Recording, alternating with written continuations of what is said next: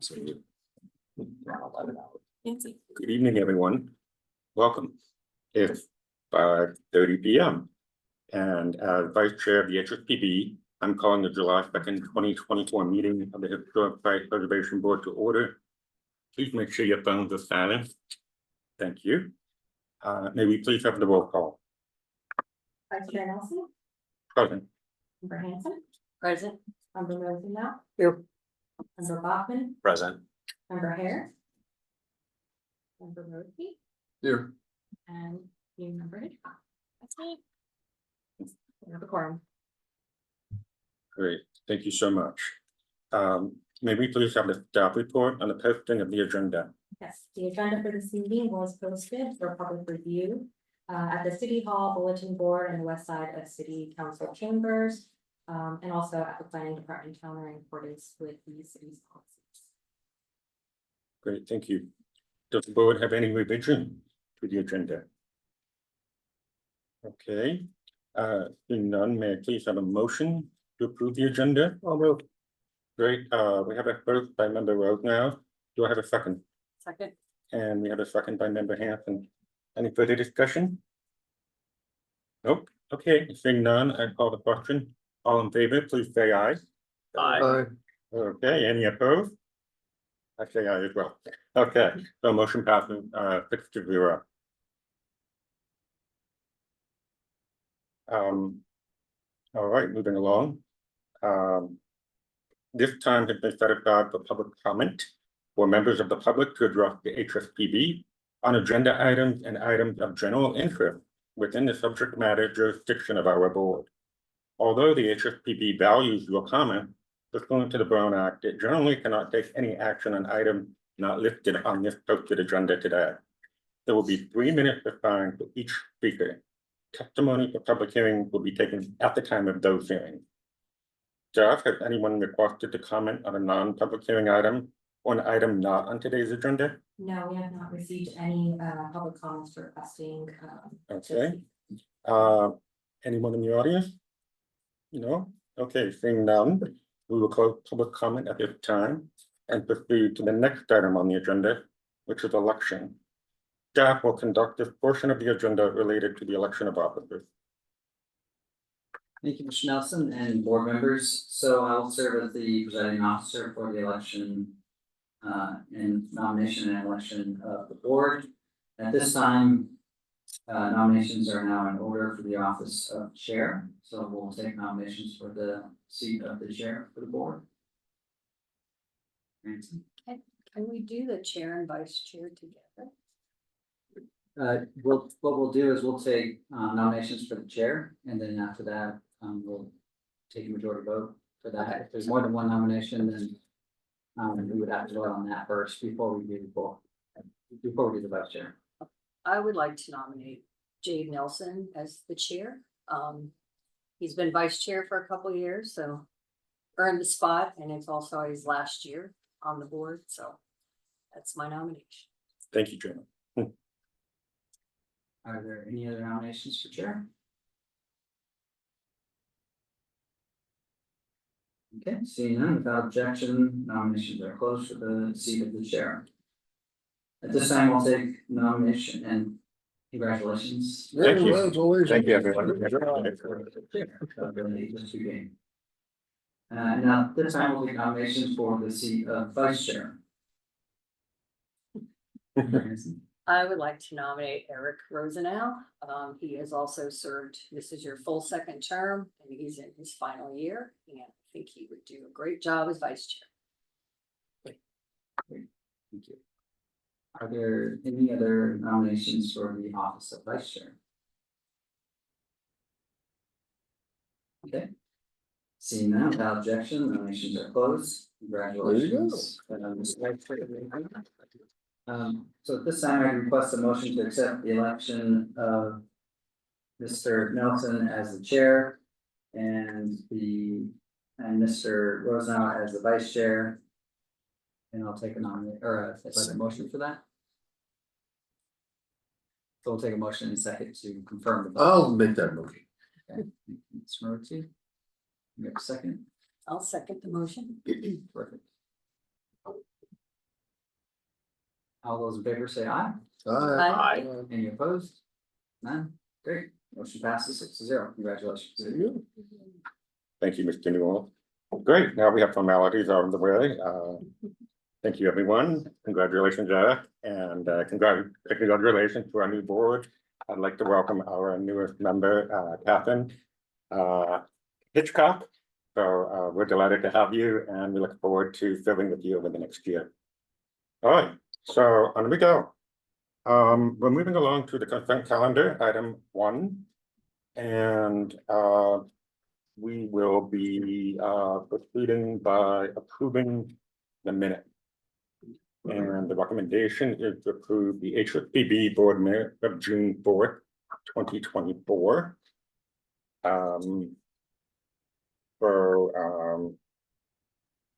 Do I have a motion? Yeah, David? so the consent calendar contains 2 items, both the minutes as well as a request by the Durham Family Trust for a major alteration to a Class 3 site at 1077 North Rose Avenue. So unless the board has comments or has questions specific to each of these items, we would take one motion for both of those items.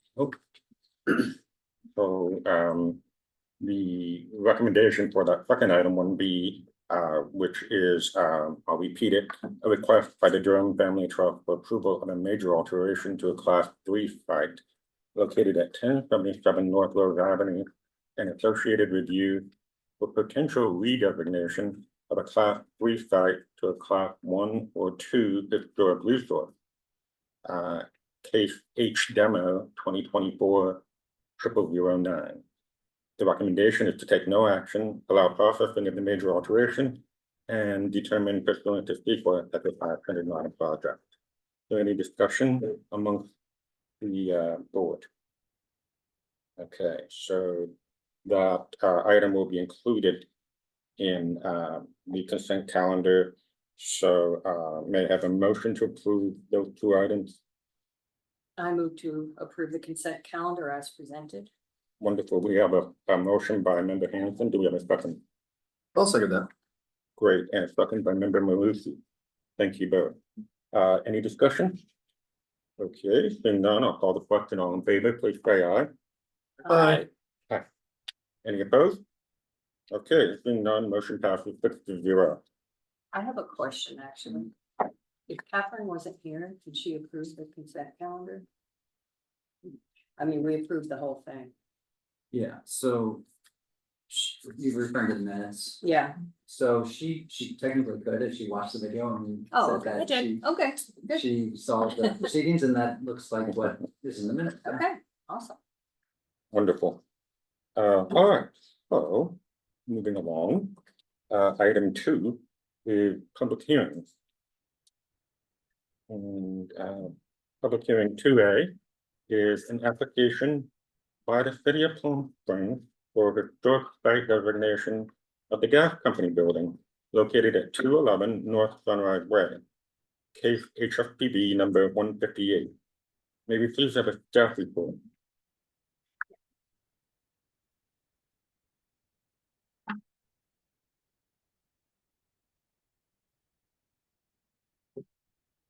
Right, the first item before you all today is 211 North Sunrise, identified as the gas company building. It is HSPB case number 158. It's returning to the board as an application for historic Class 1 site designation. As you all will recall, the board reviewed a request for major alteration of a Class 3 site that was submitted by the owner during the March 5th hearing. The board put a stay of alteration to that request and initiated the designation proceedings due to the historic integrity and the historic significance that the site appeared to retain. So the specific building in question is at the corner of East Andrea 3rd and Sunrise. The parcel is located on tribal fee land and it's in section 14. This application was a historic designation nomination, which was forwarded over to the tribal HPO for recommendations, based on the fact that it is located on field. We received comments related to the THPO yesterday. I believe that was forwarded over to all of the board members. It's also available on the website as public comment. We received some comments related to some information that they requested to be added to the report, clarifying the history of the site, but no further recommendations were provided related to the destination.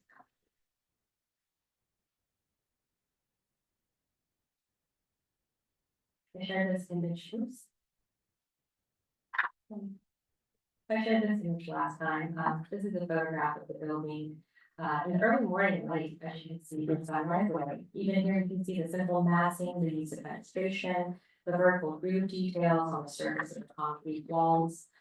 And again, this is that view as you are, this is the front facade facing. And just to provide a little bit of background on recent approvals. An approval was granted by the planning commission to split the lot into two conforming lots. Parcel 2 contains the existing building, and you can see in this image, the red delineates the parcel that we are reviewing today.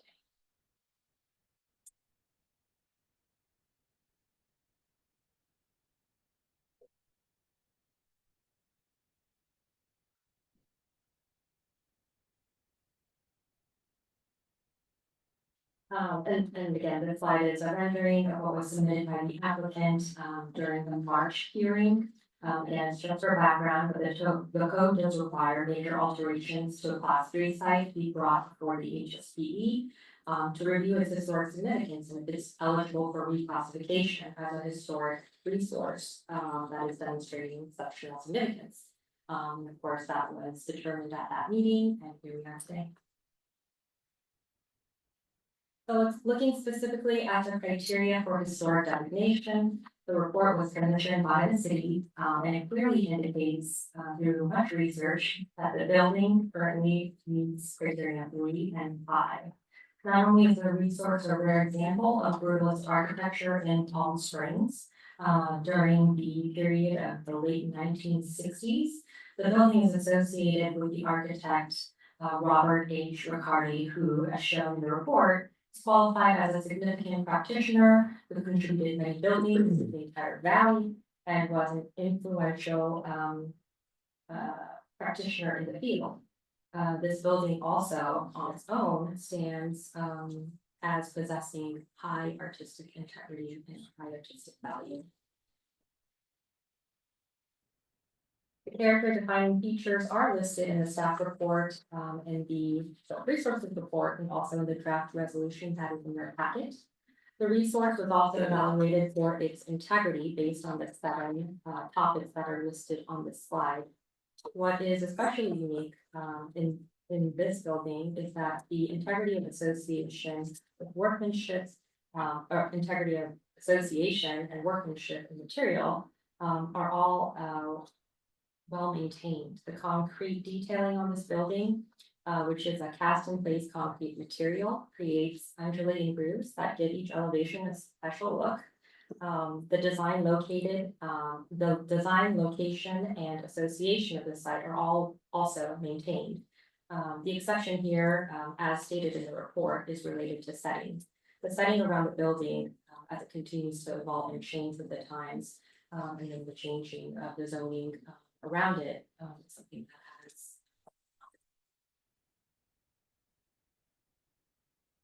To conclude, the building is one that was previously identified as part of the board's work plan. The analysis also makes it very clear that the building qualifies as a class 1 historic site by meeting criteria 3 and 5 in the majority of the integrity findings. Staff recommends that HSPB adopt resolution 158 as presented with recommendations for a class 1 designation to be forwarded over to the city council for the gas company. That I will conclude, and I'd also like to point out that the owner of the property is also present today to answer the question. Thank you. Great, thank you, Sarah. Do any of our board members have questions for staff? Member Hanson? I just have a point of clarification. So this is literally the parcel, the little guy, so it doesn't include any of the previous parking or driveway or anything. Correct. And also, what's the zoning on the other parcel split? It is the same zoning as is the rest of the parcel, I believe it's MU. I'm sorry, MR residential. It's medium residential, but it's zoned according to the section 14 specific. That's all. I have a question for the owner. In or for the historic preservation officer, I suppose.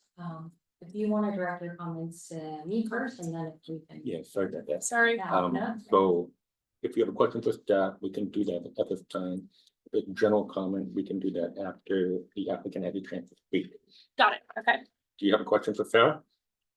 No. Okay, great. Thank you. Sorry about that. All right, so any other board members have questions for staff at this time? I do have one. Might be a better question for the applicant, but I wanted to raise it at this time. So member Hanson addressed a little bit of it, but in the meeting when we received this application, some of us voiced concern about the historic resource kind of being deprived of its accessibility and not having any parking whatsoever. So just still a concern for me. But I'm sure the discussion involved today will possibly get more answers on that. So at this time, I'd like to invite the applicant up, if that's okay.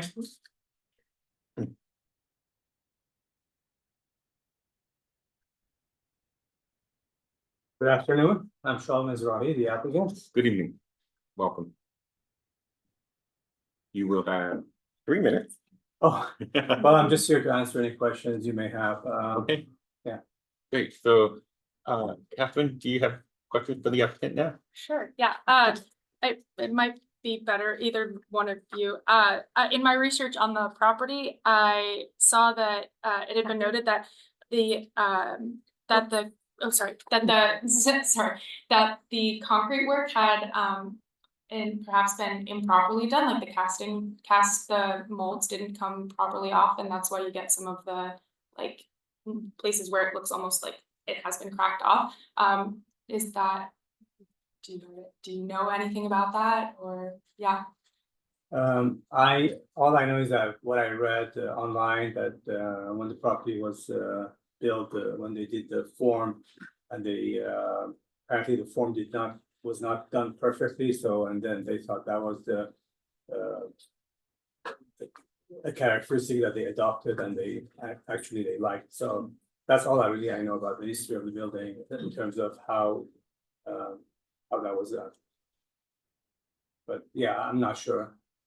I mean, and it's not verified, it's just what you read online. Right, of course. I wish we could find the architect himself, Robert Rigardi, and we can ask those questions. Actually, I tried to locate him, but haven't been successful. Yeah. He has passed away since passed, yeah. 2019. Okay. Great. Thank you, Catherine. Any other questions for the applicant? Yes. So in regards to the separation of the two parcels and not having any type of real accessibility or parking for the historic resource, regardless of how the council votes with regard to that particular resource, what do you envision being the way that people will go to that resource? How will they park? How will they walk up to it? Because right now, it's very possible with an approach from 3 sides. And once something gets built on the surrounding north and west side, it kind of changes that whole dynamic. So do you have an answer for that, or? Well, I've purchased this property in 2019, so it's already been 5 years. So I've and my office is in Palm Springs, so I do drive by it every day of the week and I check it, make sure it's all good. And I have, from what I've seen, this past several years, that parking has never, ever been an issue, especially on Andreas. Not even one car ever parks there. The only time, the area was congested was when they were developing that Riverside County Health. Other than that, really, the parking has never, ever been an issue in that area. Okay, I think I need to fine tune my question. So if you'll just indulge me here. So you currently alluded that you might want to convert the property into a single family residence. But currently there is nowhere on the Andreas side or the Sunrise side to have a driveway or anything, so to speak, which typically a single family residence would need a driveway and perhaps a garage. And should that not happen or go forward, then I would think it would be you know, maybe pursued as a commercial retail type of space, which would really necessitate you know, accessibility you know, that it had in the past, which it will no longer have. So I'm just trying to understand and to help the public understand, regardless of how this resource moves forward, how are people going to get up to it and park around it? Like if it becomes a restaurant in the future and it has no parking lots anymore, that's difficult. That's an issue. Thank you. So currently it's zoned MR, medium residential, and I mean, the zoning allows us to do what we would like to do, what we chose to do actually, not that so much what we like to do, we chose to do, based on the circumstance that I want to call it an evolutionary process of 5 years of working on the site and coming up with this final rendering. We did come up with a option from Andreas, a 2-car garage parking, which code is okay with that. So, and that there's a drive approach into the parking, and it's an enclosed parking. So that part has been already put in the design. However, we have not contemplated with the commercial part of it. I mean, we don't know if we don't want to go commercial, because right now we designated an L-shaped section of that. We split the lot into 2, and we are hoping to build our 15-unit apartment complex next door. That's the program. Okay, great. Thank you for the clarification. Yeah. Just to clarify, if whatever they're proposing on the new lot would be reviewed at a separate time. Right now, our purview is specifically to the historic designation. I know that the owner has been contemplating what to do on this lot for a very, very long time. And so any changes on that lot, once it's historic, will come before the board as a certificate of appropriateness. And any design related questions related to the site would be addressed during that. Great, thank you. Member Marusi? When you say site, which site are you referring to? The L? The parcel 2, so with the resource. Well, what about when the proposal for the other portion is proposed? Since So when the lot split was conducted, the classification of class 3 resides with the lot that has the building, so it would be parcel 2. The activity on the lot that was created as part of the lot split that does not contain the resource would not be coming before HSPB. so if it was designated class 1, the impact on the resource would not be evaluated at all? The impact, so the classification would be, the reclassification would be on parcel 2. It wouldn't be on parcel 1. Well, I understand that. You made that real clear.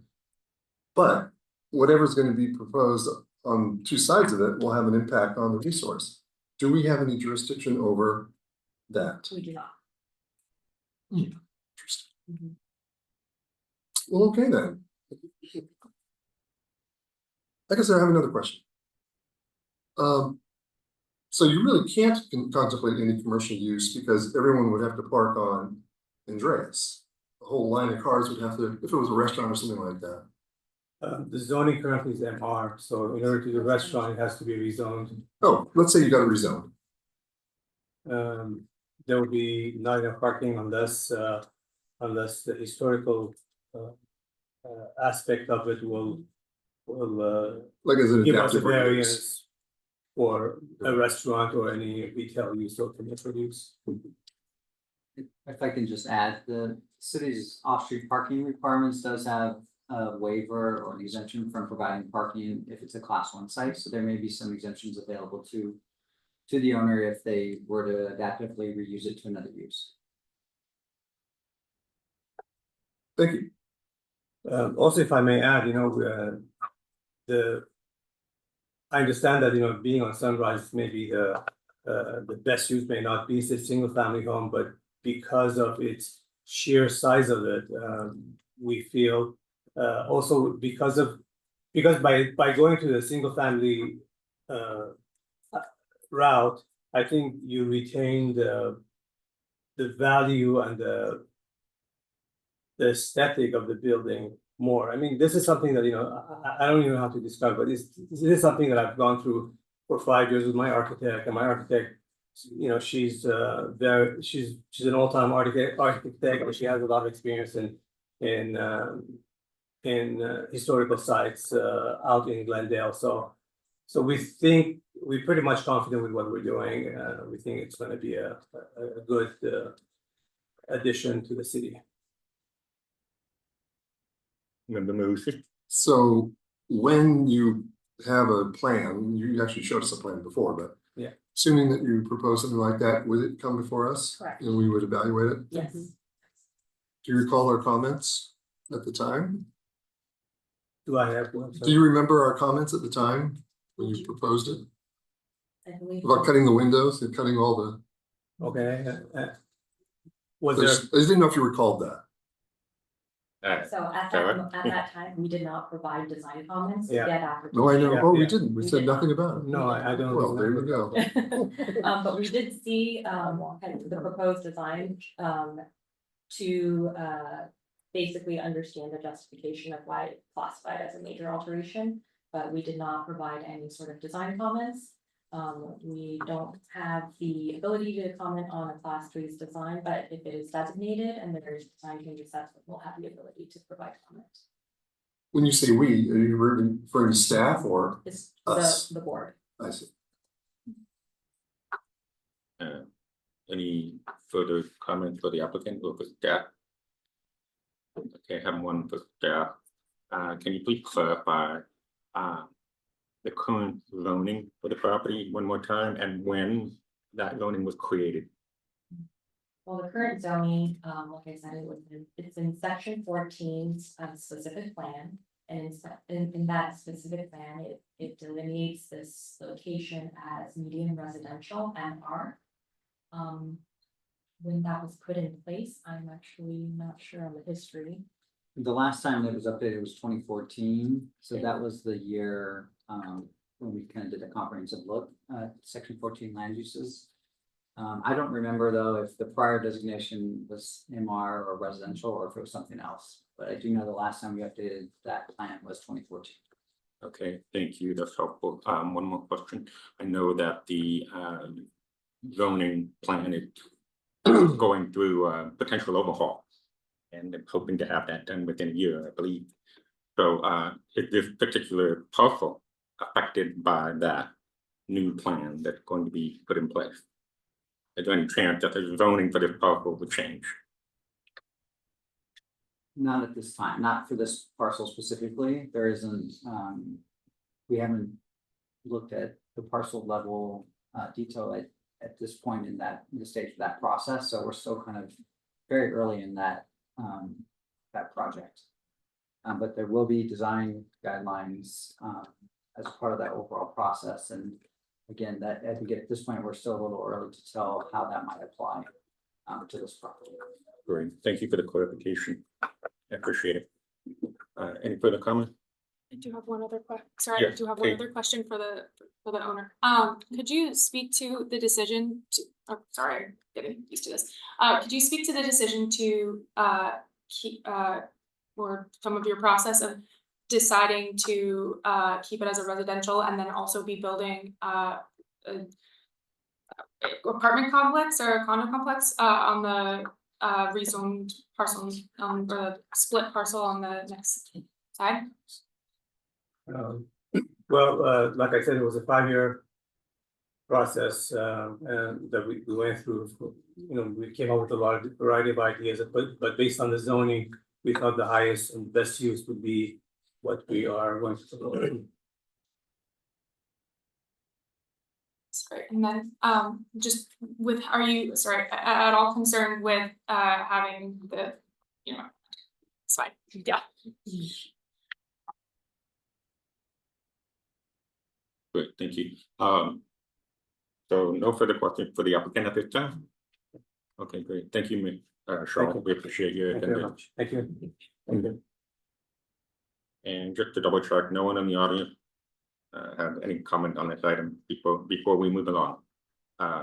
If it's all right, someone has raised their hands. Maybe invite Mr. Shiafi up. Lovely. Jim, welcome to the table. Thank you, Mr. Nelson, Mr. Chair. Vice Chair. Been a while since I've been here. Thought I could clarify a couple of things. I knew Robert Bouchardi real well over the years. He was my architecture professor at College of the Desert, and I won't tell you the date, but it's long.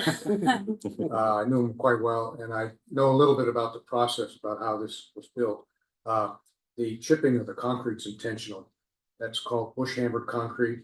Bob copied Paul Rudolph, who made that famous, especially at the Yale Arts and Architecture building at the time. That just predated this building by just a few years, the early 60s, when the Yale building was built.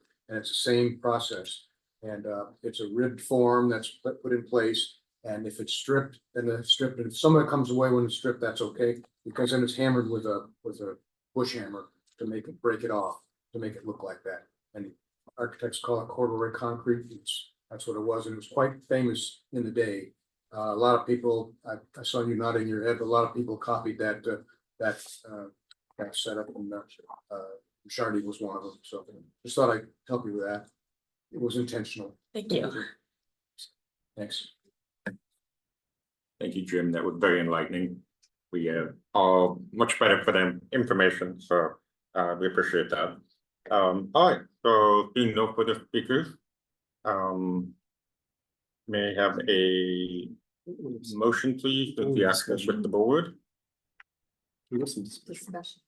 Okay. Discussion? Oh, further discussion? Yeah. Oh, okay, great, sorry, go ahead. Oh, it didn't have to be me. It just, well, I guess it will be me. Yeah. I mean, it's an extremely important building. Ever since I came to Palm Springs, which is 25 years ago, I just love that building. It's beautiful and it's so unique. I mean, Stu Williams did that technique somewhat on the art museum, the wall that surrounds the building, but not to that extent, not to the extent of the way it is on the gas company. So I actually had the opportunity to go inside it when it was still operating, and it was great. It is great. So I'm just disappointed that the parcel was subdivided in that way, leaving essentially no option for retail use. I know how it's or commercial use, but it is what it is. So I strongly support the nomination, and I think it's in the preparation of the assessment, I thought was very well done.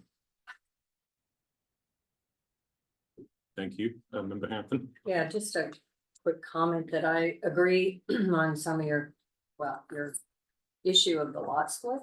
But I'm gonna actually bring that up later under board member comments because it's more general than this particular case, but I also strongly support the nomination. Thank you. Any other comments? Okay, so now I believe we can close the discussion on this item. And I would ask for a motion at this time. Okay, Member Rhodes, actually Vice Chair Rhodes now. Oh. I move to accept the resolution of the Historic Site Preservation Board, recommending the City Council designate the gas building as a Class 1 historic site. Wonderful, thank you. We have a motion by I'd be Vice Chair glad Rhodes to now, second that. and we have a second by Member Mosby. Any further discussion? Okay, seeing none, I'll call for the question. All in favor, please say aye. Aye. Any opposed? Nope, okay, motion carries, 6-0. So congratulations. Alrighty, there it is. So moving along. Item 3 is unfinished business. And being that we have none, we will move right along to item 4, which is new business. And we have item 4A, an application by Palm Springs Pride for a certificate of appropriateness minor to install the Pride Monument at the Francis Stevens Park, a Class 1 historic site, located at 538 North Plum Canyon Drive, HSPB number 7, case CAMI 2024-0005. May we please have a staff report? So the next application before you the BD is a request for minor alteration to a Class 1 historic site. As the code indicates, any alteration to a historically designated property requires a certificate of appropriateness, which evaluates the change and its potential impact to the historic site. The Francis Stevens Park was actually designated a Class 1 site along the 2 buildings located on this lot. The school building was first built in 1927, and then it continued to evolve based on needs for the community. An intentional design surrounding the landscape surrounding the building was completed by a landscape architect by the name of David Hamilton in 1972. In this aerial view, one can clearly identify the areas reserved for open green space, particularly in between the buildings, the courtyard spaces, if you will. And you can also see that there is in the original plan some geometric play that was incorporated to the surrounding sidewalks. The application that is before the board today is related to the permanent installation of an art piece known as the Pride Monument in the southeast corner. And that's indicated in red. For some historic context, the design of the park surrounds the school buildings.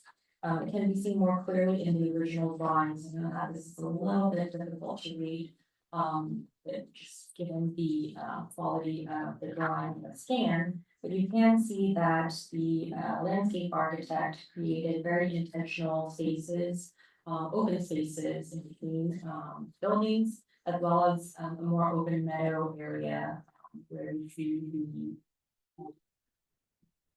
see the art installation being proposed. As part of the application, staff did include a report that was completed by Stephen Kalon back in 2018 that assessed the merits of the landscape design. And this was included as reference for understanding the landscape design that we are looking at. Here are some images of the site as we see it today. It's zoomed in on the locations where these proposed art pieces, or I'm sorry, the art sculpture is requested to be installed. And then it was also included in the packet. The drawings give a bit more clarity on where the proposed piece is to be located and how it will occupy the site. In terms of the scale, you can see that a round concrete base with a sidewalk connected to the existing sidewalk is being proposed in between trees. The application indicates that the sculpture will be roughly 7 to 8 feet tall and will be in a highly visible manner. When we assess any type of alteration to a historic site, we review it based on the criteria listed here. As outlined in the staff report, the size and scale of the proposed sculpture is in an appropriate location that does not impact the character defining features of the structures or the landscape design. While the installation does not directly aid in the restoration of the historic buildings or landscapes, the design is consistent. The design is consistent with the design intent by enhancing the use of the open lawn, does not alter the landscape features where they are deemed important.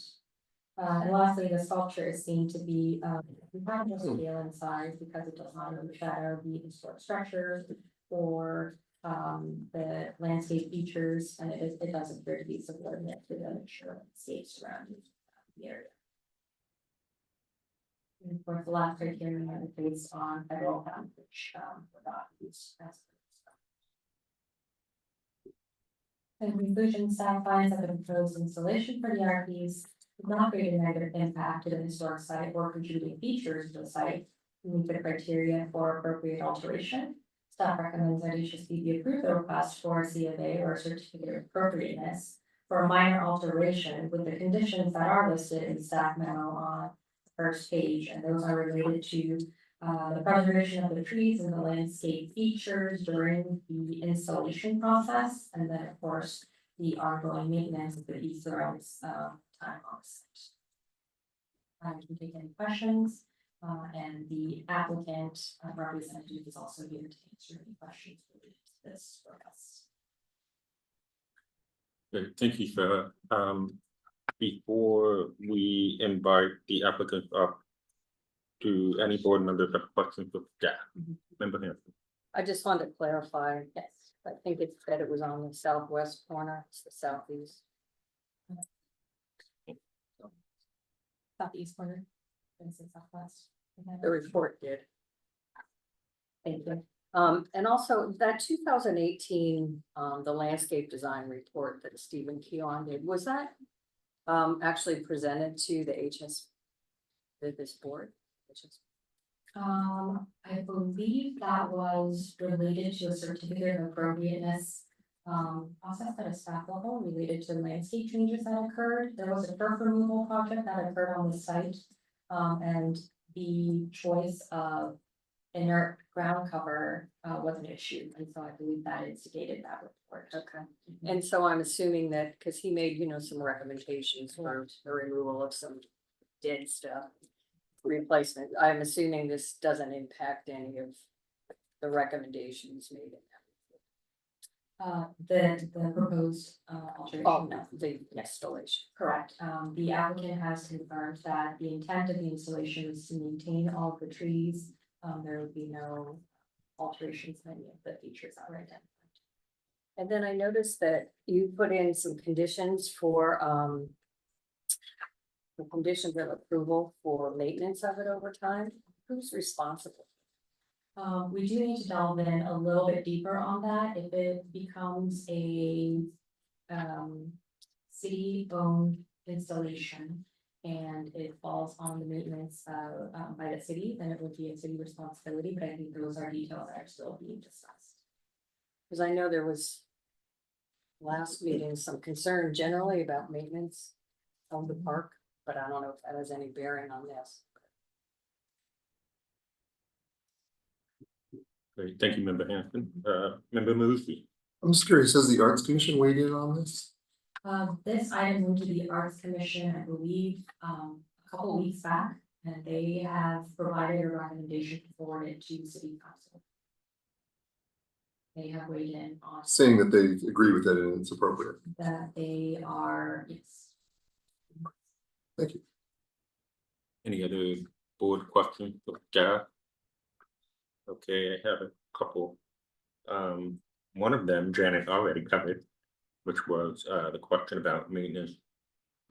Because under the recommendation, when it says the sculpture and all associated features, including the concrete pad, pathway, and light fixtures, are to be regularly serviced and maintained. My question was by whom? So it's not clear if it's by the PS Pride or the city or if it's joint or whatever. So clarification on that is greatly needed. And then in the summary, it says that the sculpture will be placed on a circular concrete base. But if I read it correctly, it looks like the concrete base is shaped like the Greek character of lambda. So it's just kind of interesting concrete base. And then the round circular thing in the report that was provided, it said the round circular pad would either be stabilized D&G or concrete, but it didn't make it absolutely clear. So did you get further clarification on that? And we do have the applicant here to provide a little bit more clarity on the, I believe there's an evolving kind of discussion related to the DG. Last I heard, I don't think that is being installed. But the lambda shape, my understanding is that the sculpture is in the lambda shape, but it's being placed on a circular concrete pad. Oh. But we can have the applicant group clarify those details. Thank you. So seeing no further questions at this time, I'd like to invite the applicant, which is Thompson Pride, to the table to fill us in and answer any questions we may have. Yes, thank you. Thank you. I appreciate the opportunity. to be Please here. state your name. I'm Al Jones. I'm the president of the board for the Palm Springs Pride Monument Project. Great, thank you for being here. Thank you. So the I was closure. here to answer questions. Let me just follow up on the questions because you're absolutely right. It is a concrete pad. There is no DG. We were very concerned about ADA requirements and access. So that's why it's going to be one concrete pad. There are two pieces to it. If you look in there, one is in the shape of a lambda, which is on the pad, and the other is another shape that is on the pad itself. Great. Any other questions? So I did have a couple more questions since you're here. So having read Jim Isserman's note about the material and the design, it looks like a lot of consideration was taken to have it be designed so that it couldn't be climbed on, so that it Precisely. probably fairly safe. Because we do know the fountain on the other side just climbed on and used by people of all ages. So that was one of my major concerns with the safety of it. And of it's course- designed purposely to prevent people from finding it. Yeah, and of I'm sure course, being somebody a will find park. a way to. Oh, I'm sorry, go ahead. No, I just say somebody's gonna find a way to do it and bypass whatever, but no, it was designed specifically with that in mind, to make sure that there, no one would could get even a toe hold or a hand hold or. anything like Right, okay. And so the other question I had was with regard to finishes, including the color treatment and whatnot. So it seemed very clear that they're using a water-based color finish that gets coated with a UV varnish or something that has to be applied every 8 to 10 years. Correct. Do you know at this time if PF Pride is prepared to do that Yes. UV coating every 8 years? Yes. Okay. We are, oh yeah. In fact, Wonderful. Once we That's work great. out who's in charge of the maintenance, we're prepared to maintain it as well, so that's the question that I've got to say about this. Great. Any other questions? I have a question for the. I'm curious, I don't see anywhere in the application, are you planning to put a plaque or a description of some kind Yes. associated with it? Yes, it's critically. We've made some design changes as we've gone along based upon the consultation we did in the community. In fact, we had a community-wide opportunity last week. We've also been Parks and Recreations has supported it as well as the Arts Commission and so forth. When we get to that aspect, it just went out of my head. Ask the question again. I'm nervous. Plaque. The plaque. Oh, the plaque, thank you. We have to have a plaque to explain the concept behind the design. And because it's critically important, why are we doing triangles? Why is it in the shape of a lambda? So there will be plaques that explain precisely why the design is what it is. Otherwise, it would be impossible to understand and to try to interpret what we're trying to see.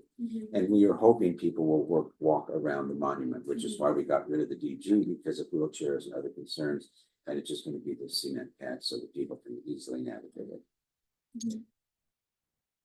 Follow up to that, is there any plan to include it in the plaques or in the number of plaques, explain or discuss some of the history of Pride and LGBTQ plus history in Palm Springs? Yes, and in fact, there's going to be a link to a website or whatever you call it. The QR code. QR code, I'm yeah. getting this. The QR code. So there'd be certain points where they can be directed to go into the QR code and get considerably more detail about various aspects.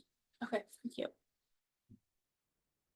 Any further questions? I do have another, it wasn't abundantly clear to me, exactly how the lighting is being placed.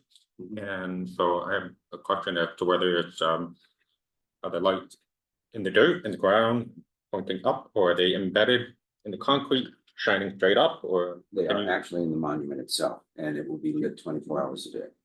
So each one's going to be a different color, right? If you look at this color scheme, so it's going to be multiple colors that represent that, and that's going to be shooting up each of the various pillars once they all come together. Great, wonderful. And lastly, congratulations to you and your committee for selecting Jim Isserman, wonderful local artist who it's just fantastic. So I think it's beautiful, and I think it's a long overdue that we have a Pride Monument in our community. So I thank you. appreciate that comment. Thank you. Anything else? Okay, so we will close the discussion with the applicant at this time, Okay, thank you. and then open it up to general board discussion if the board has any further discussion on this item. I was just gonna say, maybe Sarah, when you find out who is responsibility for the maintenance, maybe at some future meeting, just include it in a staff comments. So clarify the detail of that, yeah, Yeah. as part of the recommendation. Peter? And also including the lights, how they are being maintained, because I can just imagine them going out periodically and it would not look so good. Right. Anyone else? One last item on this. So I've heard this in city circle referred to this park referred to as the activism park, which is great because they hold rallies there, and you know, when there are protests, it usually plans at student park, they choose to do demonstrations or to honor a significant community figure. I've been to events there myself, so I love that, and that's wonderful. But we have this huge fountain, and now we're gonna have a Pride Monument, and it's a very small, beautiful historic park. It's the oldest of our parks. And I would just like to give a quick shout out to Stephen Keelan for the amazing report that he wrote about the park. I was not on the HSPB when that report came out. I was aware of it, but didn't read it in great detail until yesterday, and even I learned a few things. It was pretty amazing. So why I'm saying all this is because I would like us to avoid a precedent for having too much public art in this particular park. I think public art is very important, but we have other larger parks that can accommodate more pieces of public art. So I think this is a wonderful bookend to the fountain, but I would say let's just hopefully leave it at that. All right, so that's all I have to say. Anything else? Okay, great. So may I have a motion for this, please?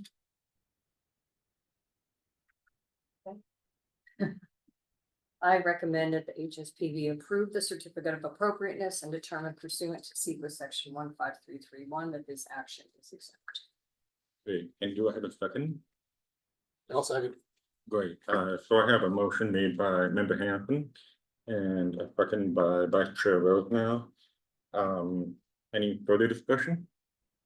Okay, seeing none, I'll call for the question. All in favor, please say aye. Any opposed? Nope. Okay, motion passes, 6-0. Sarah? I'd like to provide just one, amendment to what I had said about the original application. That was associated with the report. It does look like it moved for HSPB in December of 2017. So it looks like that got a full board. Correction. Great, thank you. All right, so congratulations to Pumpkin Pride. We can't wait to see it about a year from now or less than that. Hopefully you're. Thank you. All right. Moving along, I'm sure our next applicant would be happy to get to this point. We have item 4B, which is an application by Smoke Tree Incorporated for approval to demolish a Class 4 site located at 1801 East Palm Canyon Drive and associated review for potential redesignation of a class 4 site to a class 1 or 2 historic resource. Case H demo 2024-0011. Maybe please have a staff report.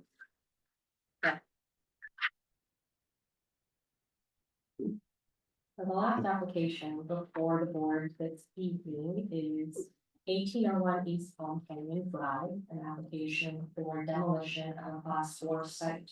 This is an owner initiated application, and it is for the removal of a commercial building on the site. So with a little bit of context based on the site itself, this is a commercial building, with aerial doesn't show the extent of the full size of the parcel, it's just zoomed in on the commercial structure and its associated parking, but the parcel itself is roughly 5 acres, I believe. It was constructed originally in 1976 for the sole user, Bank of America. And permits indicate that there have been changes, following the, construction of this building that were associated with upgrades to accessibility, replacing HVAC equipment, and the roof tiles. But all in all, a lot of it is intact from its original design. And there was a new addition to the west side of the building, an entrance canopy that was created. So we had it.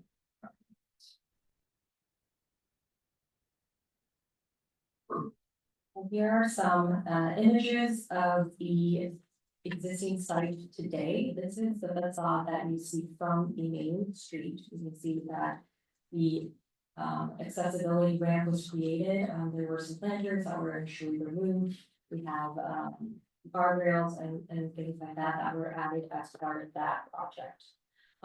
Another thing that you can look a little bit more closely with these images, and I believe all of our board members were able to identify on the site visit, is the detailing on the fascia board.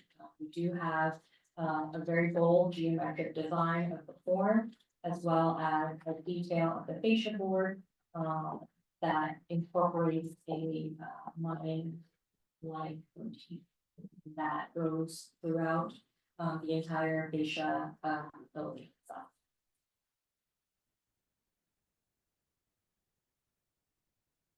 When we evaluate an application for a full demolition of a class 4 site, again, the class 4 designation is for properties that were not identified as contributing through the class 3 list. And they are by virtue listed as a class 4 if they were constructed prior to 1978. This particular building had a construction date of 1976 and 1977 based on the county record.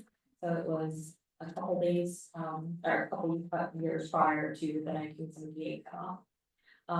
We would evaluate this application to see if it rises to the level of exceptional historical significance based on our criteria for class 1 designation. When we look at the criteria here, what we see is that there is an association with the building and the design with a designer that was identified as a significant architect in this area. However, when we look at the selection of his work as a whole, we do see that this particular building does not rise to the same level of exceptional historical significance. In your packet, as well as the application that was submitted, it went through a comprehensive list of some of the designer, and I don't think I stated his name, but the architect in question is Howard D. Lapham. He was identified in the citywide context statement as a significant practitioner, but again, in terms of his work, we have really thoughtful and successful integration of the mine inspired motifs and other works of his, as the Cook residence, and other commercial buildings throughout the valley. But staff does not find that this particular building rises to that level of exceptional significance.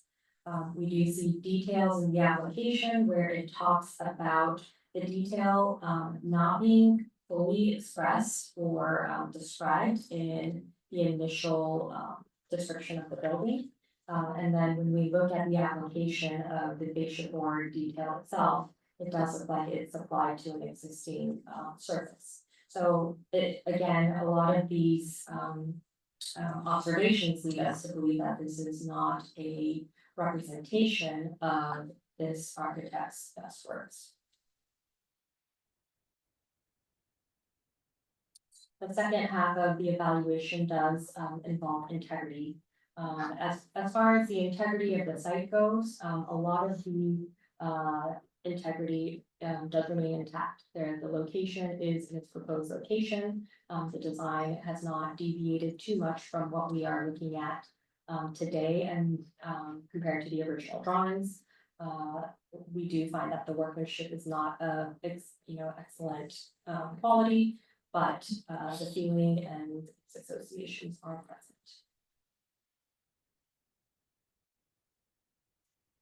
The code section, again, accentuates the fact that when we evaluate these applications that come before us, a class 3 or 4 major alteration or demolition, we are looking for exceptional historic properties. We are looking for a resource possessing that exceptional quality and something that we want to incorporate into our inventory of historic places. So that is something we need to make note of as we make our assessments.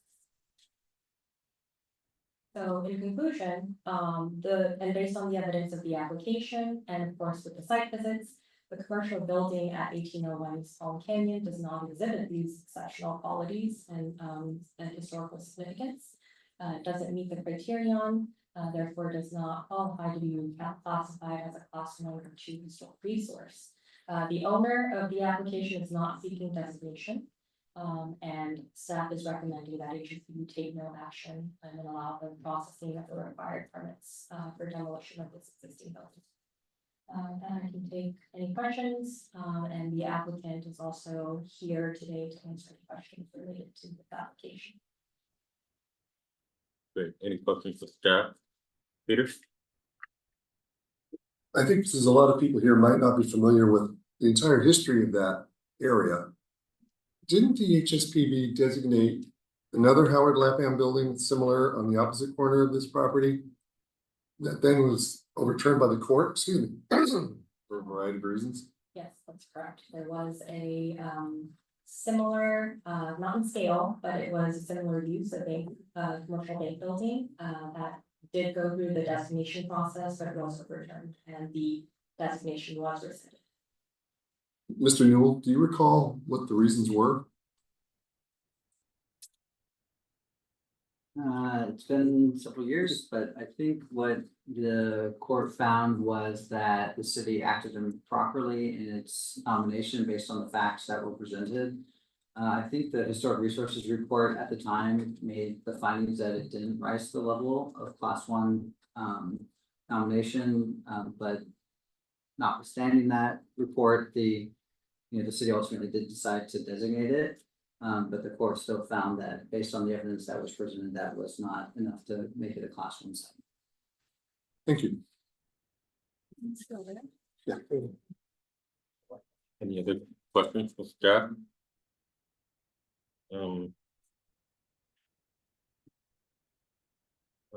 I just have a couple of things to note in the staff report and the staff recommendation. A couple spelling typo errors, which I'll address with you later on. But I'm just confused about under materials. The ornamental motif cast in concrete or plated. Plaster. That is. Did you mean to say plate? Plaster? Oh, It was plaster, okay. plaster. Great, okay. Typo. So, yeah, thank you. That was the only thing. Anyone else? Okay, great. So at this time, I would like to invite the applicant up, please. Please join me in welcoming Tracy Conrad from Prevent. Esteemed Chairman, Vice Chair, and Commissioners, happy to see you this evening. I am here representing Smoke Tree Inc., which is the applicant, and I do so after considerable thought, despite the fact that it is my position as Chief Operating Officer to probably have come I might have said council if I didn't agree with this application. I think I do have preservationist bona fides after 30 years in this community. And I thought long and hard about this building. And it is largely intact, and it is fairly old. But for some perspective, I'm older than it is. So I'm not sure how a story takes it. I don't think this is the one to stand in front of the bulldozer. I think I have over the past 30 years been there for the Wellwood Murray Library, for the Town and Country, for Stuart Williams Coachella Valley Savings, for a variety of buildings, and including the Visitor Center, the Albert Frey Visitor Center. This really lacks the exceptional quality that I think that the ordinance is looking for. Not everything that's old is worth saving. So that is my conclusion after some study, and I apologize for not putting my name and that of Steve Watts on the report. He and I worked together on presenting it to you, and I think Howard Lapham would be in favor of remembering him from some of his other works rather than this one. So with that, I am here to answer any questions, and thank you for your kind consideration. Any questions for Tracy? Jen? Question. First of all, I agree with you. I'm also a fan of legal precedent, so it's not unimportant. I'm glad you brought that up. I was just curious though, because there are a number of abandoned buildings over there on those pads. I was wondering why this one is being demolished. Well, there's Mr. Newell is correct in his remembrance of the events of 2017. Smoke Tree owns the land under the entire shopping center. However, we do not have control over the rest of it. It has got a master lessee. With the departure of Bank of America last year, we regained control of this building. And so I can be here to propose this. And it, you know. Is there, I know this isn't relevant to I'm just curious if there's anything planned for that, or you just. We've been investigating a variety of potential options, and the building itself is not really amenable to an adaptive reuse. It's functionally obsolete. It's very large, and the maintenance of it and security of it are at issue. And so the board has sought this permission to see how it might move forward. Thank you. Anyone else? Catherine? Again, I guess to re-ask this question, sorry. Push and then go back. Is there, again, not related to our decision or to the decision of whether or not the application, but is there plans to reuse the land after demolition? Well, of course, you know, the entire shopping center, our master lessee would like to revitalize the shopping center. It's not lost on anyone, but there's multiple abandoned buildings that are, at this site, and that there are problems with the site in terms of it being a hotspot in the city for illicit activity, and so that's part of the rationale for thinking that if it were demolished, there might be less problems, and I don't know what the timing might be. And we have, as I said, explored lots of different possibilities for what to do, and there is nothing that is in place currently. Thank you. Any other questions? I just have a couple of comments. Number one, for a demo, this is the best report I've ever seen. It is so thorough, so thank you for that, because it really does help. I'm an A student. So, yeah, it's really, it's so important to have these living documents that show the facts, so that it's always there as, a testament to what we had. So that's important. And then also, I know we've just talked about this, but I just want to reiterate for the public who's watching at home and for the citizens who I hear time and time again, because I live in that neighborhood and I shop at that center every day. Optics matter.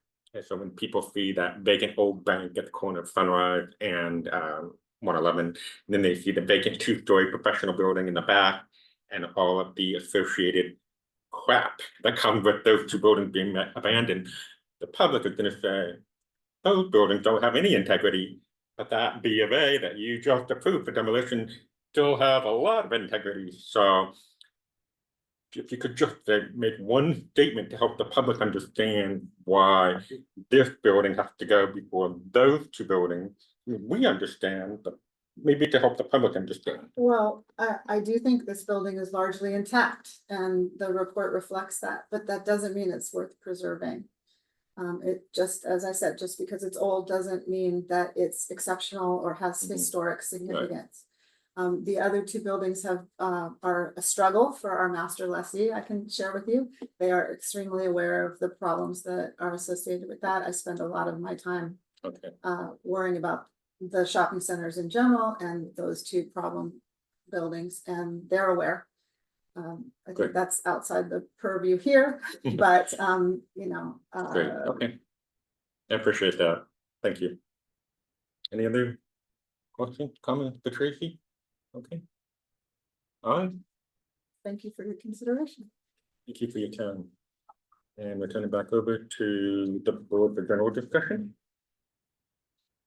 Janet? I just gonna follow up to your question about integrity, which I think you pretty much answered, but you know, a building first has to have significance. And if it has significance, then you evaluate whether it has sufficient integrity to convey that significance. So integrity alone is not a reason to keep a building. Peter? You know, it's hard for me sometimes to evaluate an architect's entire career. And I wouldn't feel it's appropriate to say that, well, you know, if Howard Lappan was here, you wouldn't have thought it was that important. Architects aren't usually the best judges of their own work, so that argument, it's okay.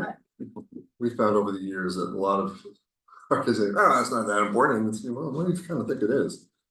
But I don't think it rises to the level of significance for what we need to approve, or we would have to conclude. So as much as I like historic buildings, which I think this is, I wouldn't say that it's particularly good example of his work. Thank you, Peter. Any other comment or question? Speak now if ever hold your peace. Okay. All right, well, that was robust.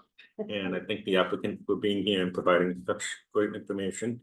Staff, do you have anything further before I call for a vote? No? Okay, wonderful. So I will at this time ask for motion. Vice Chair Webner. I move that we take the recommendation and take no action. Okay, great. Thank you for that. And a second? A second. Okay, we have a motion by Vice Chair Webner to take no action and allow the approval for demolition of this Class 4 site located at 1801 East Palm Canyon Drive. And we have a second by Member Hanson. Any further discussion? Okay, seeing none, I'll call for the question. All in favor, please say aye. Aye. Aye. Any opposed? Nope. Okay, great. So the motion carries 6-0. Congratulations. Alrighty, moving along. Okay, so item number 5 is discussion. So the first thing would be general board member comment. Do we have any? I Janet? do. I wanted to actually bring up 2 points, and they've been brought up by 2 cases tonight, but also I think it was just a last meeting as well. And one of them is the issue of lot splits. And I just wanted to maybe respectfully request that city staff consider lot splits that have historic resources on them as potentially not a categorical exemption, which I think is generally how they're held. Because I feel like, you know, the last one was the one in the neighborhood with the stone house. And it got separated from its surroundings. So when we're doing these lot splits, we're really taking things out of their context. And you're drawing a line around a building, when the building is way more than just the building plopped on a piece of land. And in this case tonight, for example, you know, it was a public building. So the parking lot, the driveway, and all those features, and even the parking lot in the back and probably an entryway to the back of the building as well as the front. You know, they all, if this had been evaluated as part of a lot split, those would have been considered contributing features to the property. But they've already been separated from it. And maybe some of your question about if it had been used as something else and had there been parking. You know, if it had been considered in that light of looking at the whole resource, what the resource is significant for and what the building represented, it wouldn't be isolated like it now is as a single parcel. And I think we saw that last week too, with the building that was taken out of its setting, and it was just this stone building that's now sort of, you know, separate, isolated, like it just dropped down on a piece of land. So I don't know. In my previous, you know, incarnation in a previous life as a planner, preservation planner, I would have treated it differently as not a categorical exemption, and I would have considered the impacts of the lot split to the entirety of the historic resource, not just an isolated building. And the other thing that I wanted to mention was, and this kind of concerns me because I think it's come up a couple of times, is the section 8.05.130 of the municipal code, which is the demolition or alteration of the class 3 and 4 buildings. It seems to me that the ordinance needs to be revised. I think it's something that we should think about over the next few months, because this doesn't account for buildings being in a potential historic district. So if all we're looking at buildings as a potential to be a class 1 or 2 resource, and if they don't meet it, you can do what you want now, when it might be in a potential historic district where now you're impacting the district. And under this process, there's the potential to do that one building at a time until you're eroding a potential district. And a contributor to a district is going to be looked at very differently than we're going to look at a class 1 resource. So alterations that we may say, no, this isn't a class 1, may be okay as a contributor to a historic district. You know, there may be several buildings that have had carports enclosed into garages, and it still is eligible. So maybe it's a class 1. So this concerns me. And I think that this alteration of a class 3 and 4, I would recommend that we maybe think about a revision that would include an evaluation of the property as a contributor to a historic district. I know that's more work, but otherwise we're going to be potentially eroding districts one building at a time. So those are my comments. Thank you, Janet. Much appreciated. Anyone else? Yes, actually, I had similar concerns as to Janet, and wanted to absolutely second that when I was reading this and annotating the code, that it doesn't account for being a historic district. It doesn't account for it, you know, making perhaps alterations that are more in line. Like there's no sort of credit, as we were discussing earlier, credit for preservation of 1077 Rose is the architect is planning to restore sort of the original window openings, and that isn't like factored in currently either, in whether how long it would take them to actually be able to get permits or anything like that.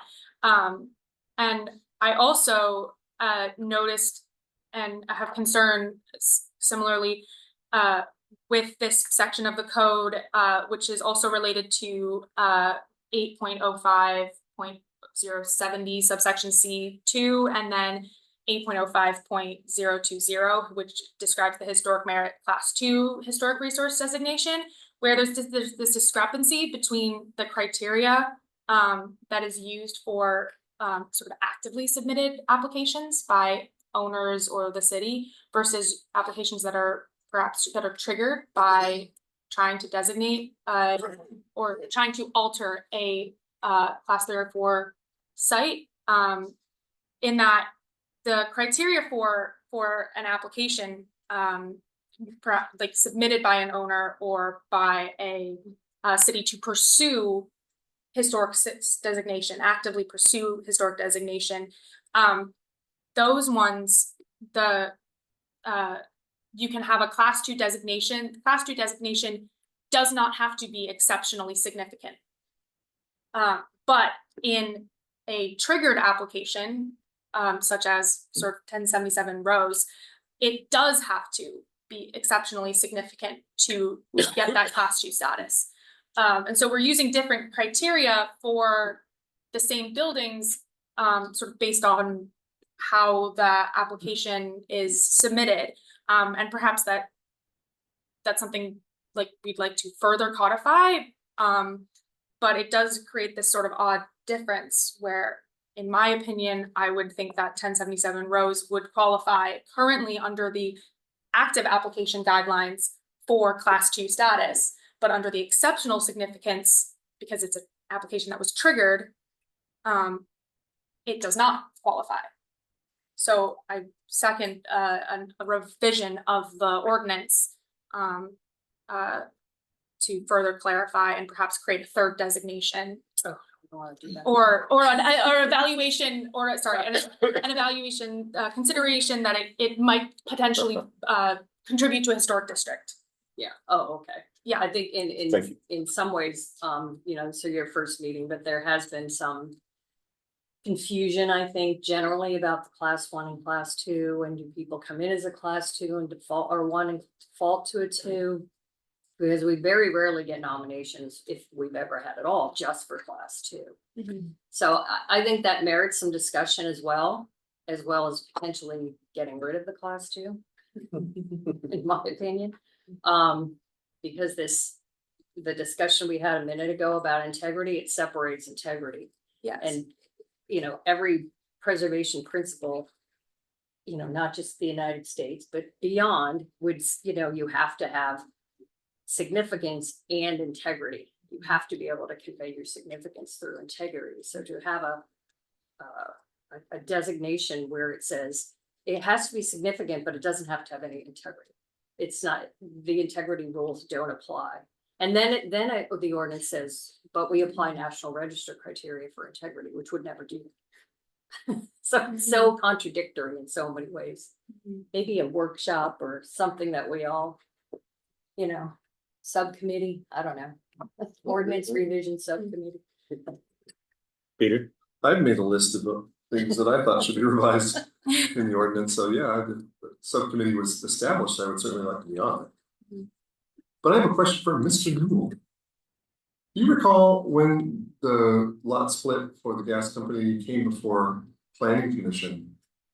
Was this, how recently, I mean, was I on the commission when this happened? So it's been since then. It's recent. Was it identified as a historic resource at that time, or not? Because it wasn't established as class 1. I believe it went to planning commission in February, right before the application, that the 211 application came before the HSPB for the 211 major alteration. So it was very recent. But it would have already been identified in the survey though. It was identified as a class 3. Right, so that would have been taken into consideration by the planning commission? Should. Was it brought up as an issue in the staff report? I don't recall the details on it. I think we probably would have checked to see if it was a class 1, and I assume the planner said it wasn't, check that box and said it's not a class 1 or class 2. I don't know, again, I don't know the specifics of it, but hypothetically, that was probably what happened, and because it wasn't identified as class 1, it wouldn't elevate it beyond a class, beyond the exemption process that we typically go through when we're checking boxes to see if it qualifies as a class or qualifies as a CEQA exemption. I'm sure that's what happened. It's just that, you know, now that you have a survey, I mean, CEQA does not say you have to be designated to be subject to CEQA under a project, just that you can be identified in a survey. And the city has an online inventory of resources determined eligible. So hopefully maybe in the future planners might be. I think they need to be Look at the whole list. brought up to date on that. And had I been on the planning commission at the time, I would have been very forceful in saying, wait a minute, you can't ignore isolating on a little island this important building that's been identified in the survey. Because once you've done that, you've eliminated a lot of possibilities for the future. Now at this point, he feels the only thing it could possibly be used for is a residence. I mean, it really should be adapted to be reused as a commercial building. I know it's in the MWAR zone or whatever, but that could be changed. So anyway, that troubled me. So I'm glad I wasn't on the planning commission at the time, and if I had approved that, I would be very angry with myself. So, but anyway, that's not the only thing I want to say, because I'm going to bring up the town country center. And do you want to give us an update on that? So the current update right now is we're working. Okay, sure. I didn't know if we were finished talking about the gas company thing, but I did have another, Oh, sorry, okay. I did have an addition or a question, I guess. Sorry. The division, the subdivision of that, the division of that lot split, I don't know if anyone else is potentially concerned with the continued use of that building as a residence, or the longevity of that, especially with 18 unit or large condo or apartments going up next to it. Like, it's a very large house. It's a relatively large lot on a major street. It just doesn't seem particularly desirable so I'm concerned about the longevity of the building, period. I guess now that we've designated it, I'm less concerned, but of it being continued to be able to be used with and occupied, I suppose, in now that it's been sort of undesirably zoned. I mean, just, I guess to add to the explanation behind it, there is a lot of complexity based on the zoning in that area. So we've had some continued discussion with the owners on a planning side, not necessarily the historic portions of things. So there are some zoning limitations. And in terms of the initial use, I know that as a board, we don't get into the details of how a particular building is used and is actively reused. We certainly can, provide comments saying, hey, this is based on our experience. These are things that trouble us, but again, it's not part of our purview and criteria to really give that direction. But yeah, I mean, I think there are lots to explore. I think the lot split comments have been all taken into consideration. My understanding is that the lot split scenario hasn't really come up in the past before, and we've just recently seen two. And so I think that has been flagged on our radars, and I do believe that with the incorporation of being able to identify our class 3, class 1, class 2 sites in a more comprehensive manner with the updates to GIS will be helpful in helping us flag these projects. And I think that it is important to take these comments into consideration. So I think they're appreciated. And I would like to add that I'm very appreciative of the very, very fine comb level of observation everyone on the board is taking with our code, because I think that there are opportunities to make improvements to help us do our job. And we are in the process of looking at some of those things, and I'm sure we'll be soliciting any comments. So I'm very excited to see that, we're all looking at it very closely, especially as we progress through these not controversial, but not black and white applications. And so I think we're really seeing how the code that was revised in 2019 is actually working. I think that's really helpful. And then getting those comments to make sure we're refining it and making it better is important. Would you recommend a subcommittee? Not at this time. I think it is important that, like I said, we have a zoning code update that's in the process now, and we're trying to identify some of these points internally to figure out where we're struggling and where improvements can be made. But I don't think a subcommittee at this point is going to help that process. We're very, very high level process right now of looking at that information. I believe as a timeline, it's like almost a 2-year project. So there's still lots of things ongoing, but comes down to that point, we'll bring some information to you all. Good. Thank you, sir, for that very helpful information. I appreciate everyone's comments on this, and I'm glad we're having such a robust discussion about this because it's so important. I just want to make one last comment on this gas company thing. It's always been my understanding as an HSPB board member over X number of years, the a class 3 pertaining to the site, the APN number, not just the building itself. So I still maintain that the whole process was backed, and it's really kind of unfortunate and sad that it happened the way it did, and it never should have happened this way. So that's all I'll say about that. Anybody, any other board member comments? Down the country center. Oh yeah, Peter, please. I'm a broken record here. I think it's the 3rd month I brought it up. So I'll go back to kind of the update that we have. So Peter has submitted, you have submitted some observations based on what you saw at that town and country center, specifically the old restaurant building, and its kind of deterioration that we're observing. So that has been forwarded over. We're working with code compliance. I believe we may have to leave in the building department in terms of the building official. So there's ongoing discussions of how we move that forward in terms of how we bring that up, where our review is, etc. So I'll provide updates. What's the difference between a building official and a code compliance officer? They're different departments. The code compliance department works with their ordinances related to vacant buildings and complaints. The building official would be involved if there is a life safety issue and we would want to do inspections. So I think at this point, we'll probably need to incorporate departments. Life safety, doesn't that refer to a building that's actually being occupied or used? Typically, yes. So I think we want to have that discussion with them to see where those parameters lie. We currently don't have anything that specifically addresses demolition by neglect in our code, and so we're relying on information related to code compliance complaints. So we're trying to draw the lines of where we can. So who oversees both of those departments or areas? Is it one person? They're separate departments. Two different departments. So is there anyone who's in, other than the city manager, is there anyone above that person or people? In other words, who could we actually, if we needed to really get, our concerns to a higher level, who would we go to?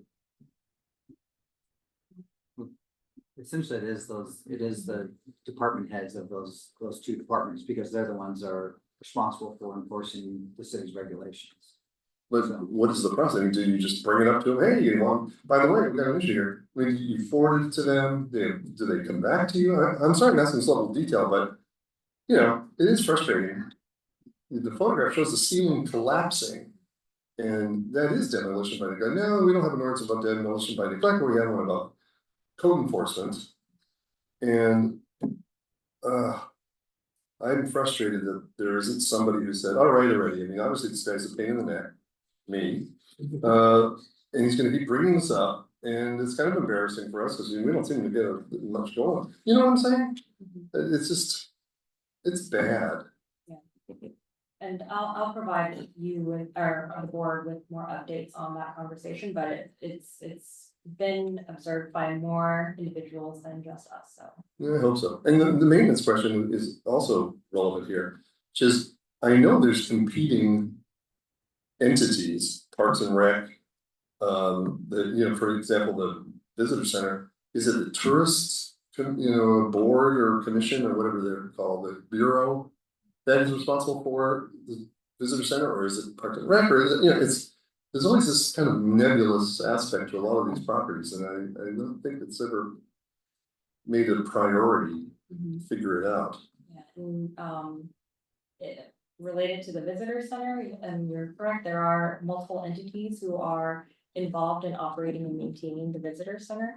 The exterior and the interior are actually kind of operated by separate entities.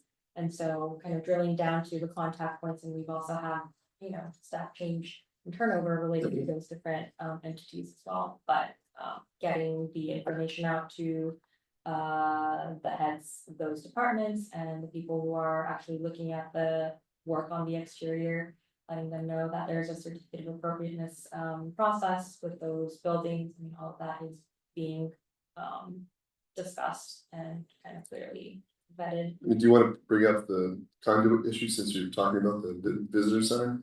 Yeah, so Peter brought to our attention a conduit that looked like was strapped to the visitor center. I did look into that and I'm sorry, I don't have a visual, but it does look like that actually was installed back in 2016. I think I sent you an email with the exact date, but it was in 2016, so it probably was there and maybe not noticed until more recently. It was actually associated with the internet service, so it wasn't necessarily, it wasn't an electrical conduit. And that also has its kind of gray areas in terms of permitting and whatnot, but again, I think not getting into the weeds of things, I think it is important to express the importance of exterior changes and what that actually means, what the definition of that is, and so we're continuing that discussion with all of our departments and making sure that it's very clear that any sort of exterior change requires a certain level of review. So with that particular one, having that work being dated back to 2016, I think we may have to look at different options of making it, you know, disguised into the wall itself, but you know, moving forward, I think it is really important to continue that. Well, my memory must be bad, because I don't remember seeing that way back in 2016. But I'm not gonna say you're wrong, so I'll just look at the old photographs I have. Well, please send them to me. Yeah, I will, don't worry. Thank you, Peter. Any other questions? I have a couple of things. One thing I forgot to the applicant upon part was about the irrigation potentially hitting the new Pride Monument. I don't know if you can clarify on that, but I think it's very important that the sprinklers don't hit that every day because we know the water here is very hard. So I would assume that facilities would have to get involved with making sure that the plumbing is redone to direct irrigation away from the Pride Monument instead of spraying over it 2 or 3 times a day, every day, which would not be good for it and would just add to the maintenance nightmares and so forth. A couple other things that I had noted, when I was going through the gas company report, I couldn't help but think of way back when we would get application for class 1, especially that we would have more detailed minutes. So we spoke about the gas company at a previous meeting and all the board members had things to say and they were all important. I know that we've taken a new approach post-pandemic to having summaries of meetings, but if you go back to the last 15-20 years of reports, there are very detailed minutes of board member Hanson said such and such, and you know, board member Nelson said such and such. But sometimes those get lost in translation, and you know, a lot of the comments that we made today was said at that previous meeting, and I was racking my brain trying to figure out who said what. And I remember in previous applications there would be specific call out to, you know, board member Hanson said this.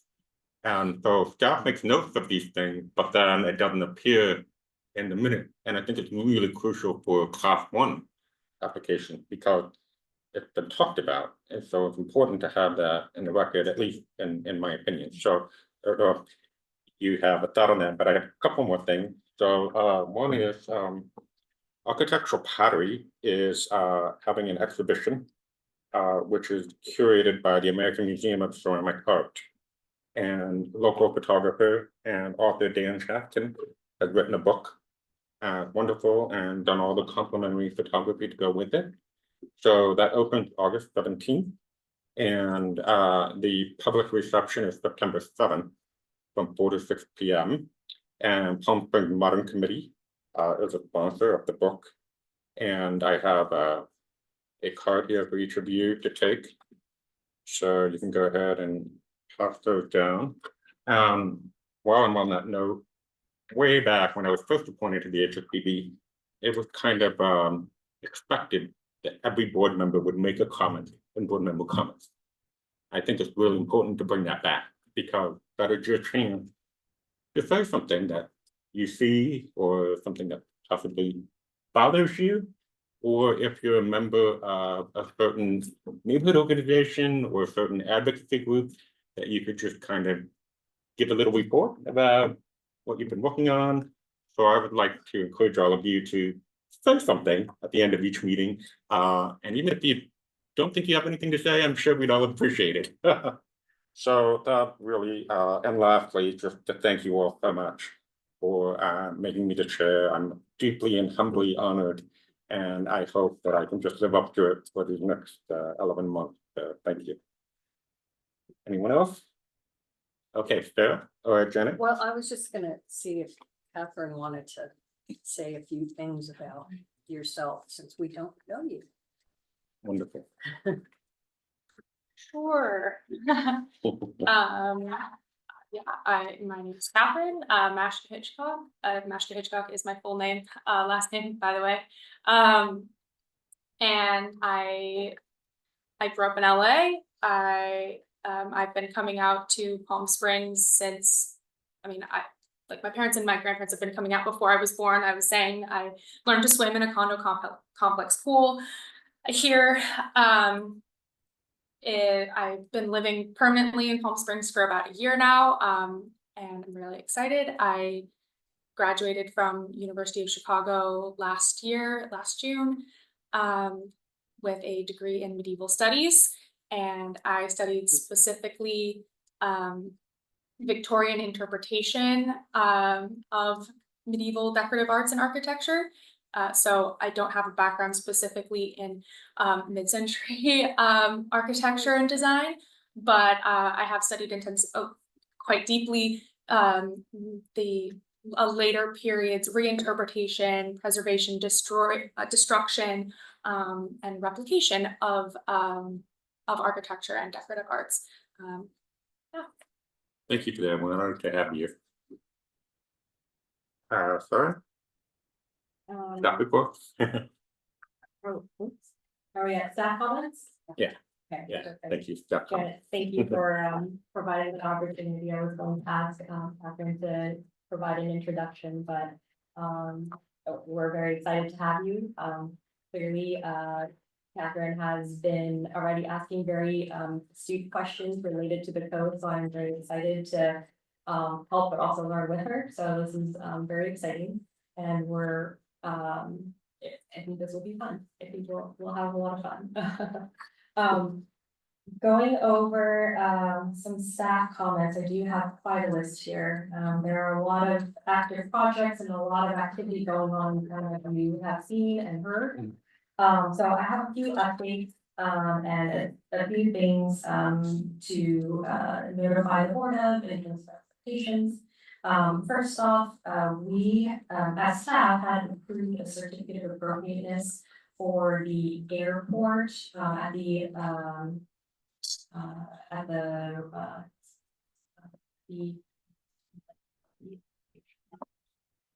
where the east elevation, thank you. Which is on the secured side. We had processed a certificate of appropriateness for a tenant to enter into that space back in October. We have processed an amendment to that initial CFA related to the facade change. Initially, they were prepared to keep the existing store, the glazing in place and intact. However, we run into some issues related to like in safety, actually, we have very tall, thin plate glass. And it's in a location where it wasn't previously going to be occupied by cafe and restaurant use, and so that changes how secure that facade needs to be. And so we processed after much discussion, the glazing changes. There will be mullions that will be introduced to provide stability. However, we've put them in locations that are not as detrimental. There is a frameless facade situation there that we cannot maintain. However, we've worked on some details to minimize those as much as possible in the areas that are meeting the ceiling as well as the vertical areas. And I know this is kind of esoteric in the way I'm describing them, but we have the detailed drawings. I did request them to create a detailed drawing of what is there currently and what is being proposed with the dimensions of what will be revealed. And that has been incorporated as part of the application for the C of A. If you have questions or wanted to look at the details, I'm happy to provide those, but I did want to let you know that that amendment has been processed. I have a question, I'm sorry, I have to interrupt. Yes, sir. So we would be looking at something that's already been decided? Yes, it's been processed at a staff level because it's minor alteration. And so if you have questions about the staff review, I can provide that information. But yes, it wouldn't have come before the board because it's a minor alteration to a class 1. So mullions are considered minor? We would base it on the the calculation of facade changes. It's actually not considered the street facing facade or the primary facade.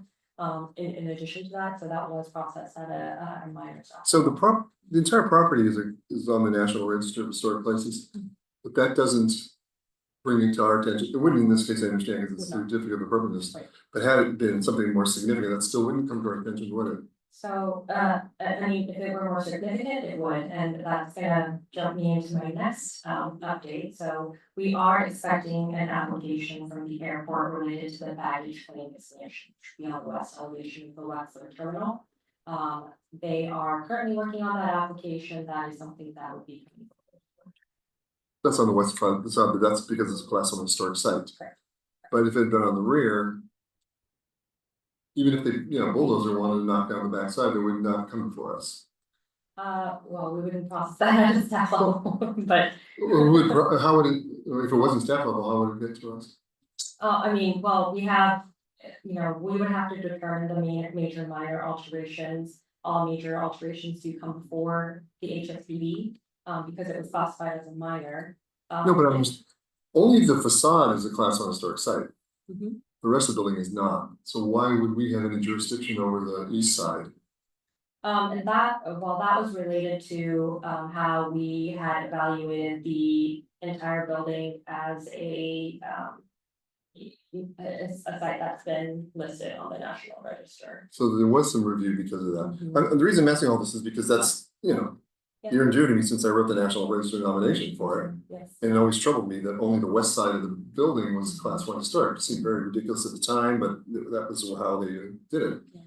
So this National Register versus class 1 is troubling because there's a lot of buildings that are really important Right. that are by Stu Williams, like banks, that have not been designated as class 1, but they're on the National Register. So I was like, do we have jurisdiction? Don't we? And that's one of the things I'd like to update in the ordinance. Well, wouldn't we have jurisdiction under CEQA? It's listed in the National Register and it's a project. Right, so it would be, Actually, section 106 too. Well, that's Federal only funds. if there's federal money, but. There's the certain funds in airport- airports all the time. Mhm. This should have been section 106 too. Boy, aren't you glad I'm on this board? we got a question on these people. Yeah, I mean, these little details are troubling, because once the changes are made, that's it, they're made. And I went to a lot of trouble just in this particular case, in the tribe, I had it anyway. So those kinds of things I'm concerned about. I think it's interesting that the whole airport's listed in the the whole airport's listed in the National Register, but only the facade is locally. Yeah, that's ridiculous, I know. That's because the class 1 was many years before, not many years, I don't know, 5 or 6 years before the National Register designation. Right. I recall that the preservation community objected to just the west facade, but it was more of a political decision, and I'm assuming it was because they don't want to have, they didn't want to have people like me later on coming and saying, well, wait a minute, you know, what about the rest of the terminal? Well, we've only designated, you know, west facade, so don't worry about it. So I think that was the political decision made back then, but it was a bad one. It's a bad one. You don't just designate a facade. Anyway, It's all preservation principle. right, this is bad. Sarah, with regard to the future baggage claim expansion coming before this board. Because we don't currently have a licensed architect on our board. Yes, we do. Not in California, Oh.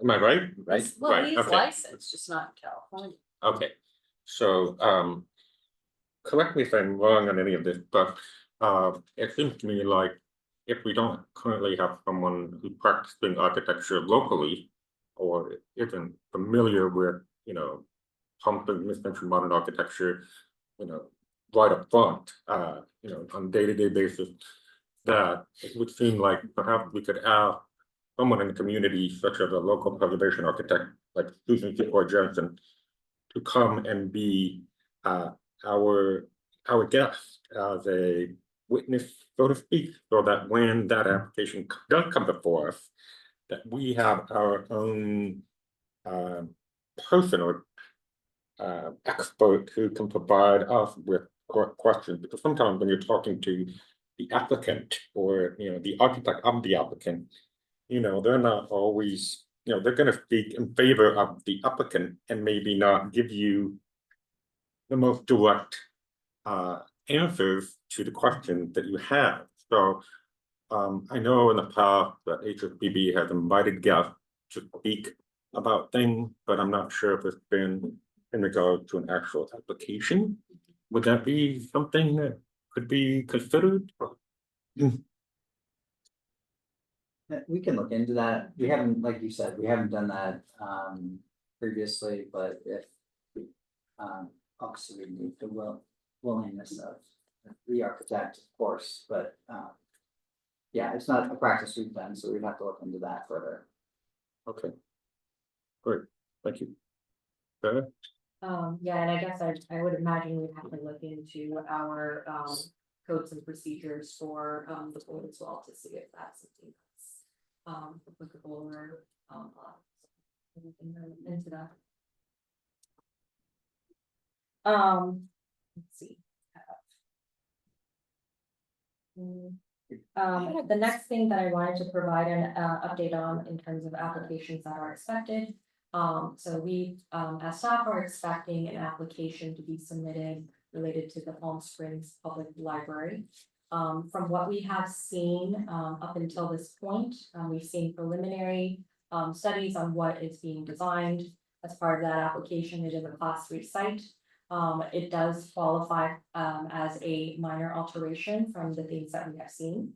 We have yet to receive an official application. I do believe that that group is going before City Council to get some direction, just an informational City Council meeting to get guidance on moving forward with what they have. But once we receive an application, we will be processing that at a staff level based on what we've seen and its assessment of being a minor alteration.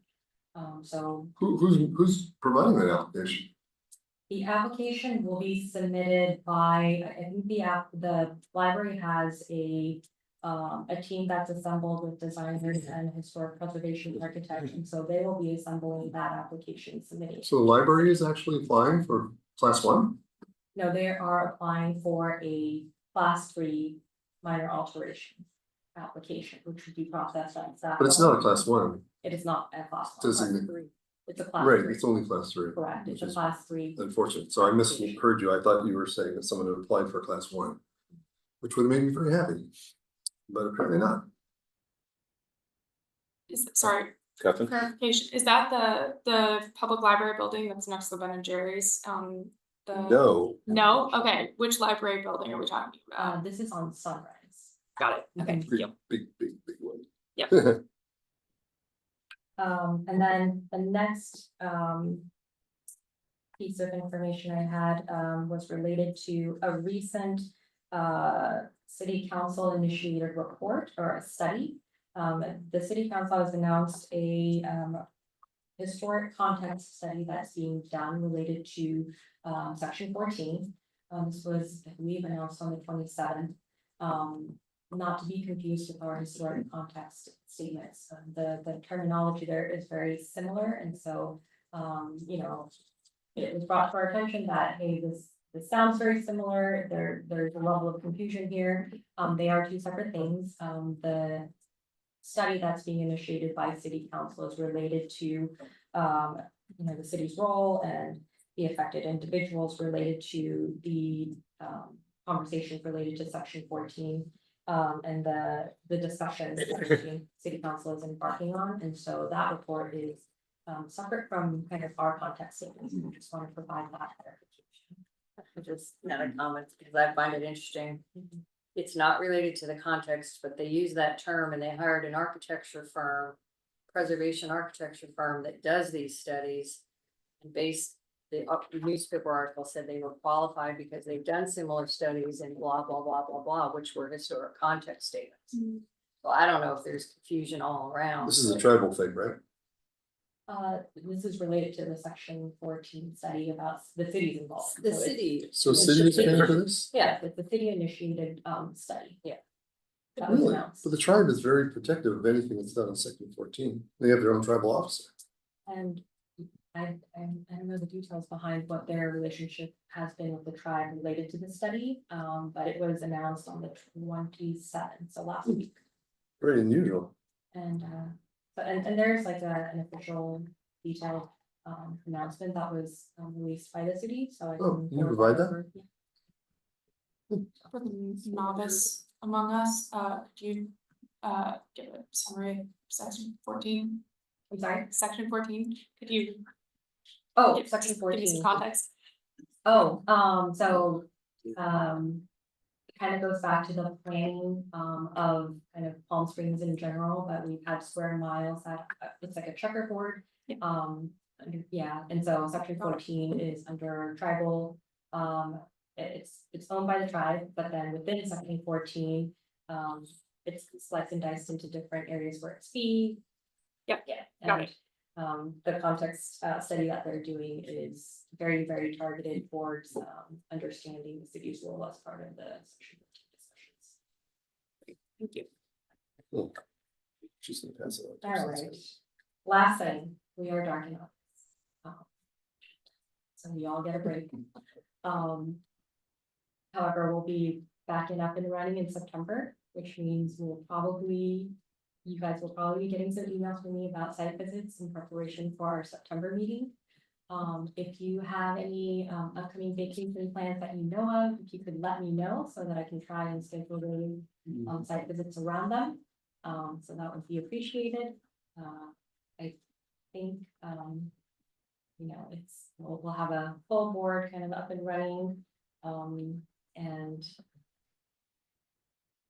that's all we have for now. I just wanted to let you know that, we went through, what was it, 5 items, 4 items, a lot of discussion and an election today, and it is Good. 7:30.